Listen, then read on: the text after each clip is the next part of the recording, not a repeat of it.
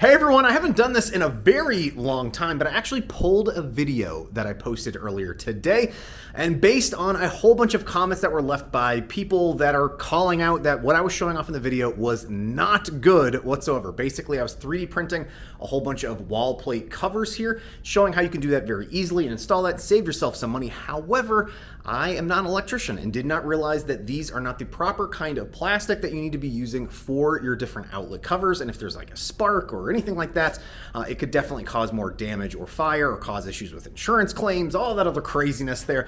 So I pulled the video. I want to say thank you so much for calling that out. I don't mind claiming responsibility for dumb stuff that I might post and pulling it down when need be. I definitely don't want to be putting out misinformation out there or thinking that this is okay, especially when it's not. So definitely don't consider doing this. I do have another really fun video coming out tomorrow on a really big 3D printing project. I'll also probably be looking at doing another video. This one here today that I posted was kind of about this new space here that I'm trying to get updated. So I've ripped out the carpeting, put up some new paint.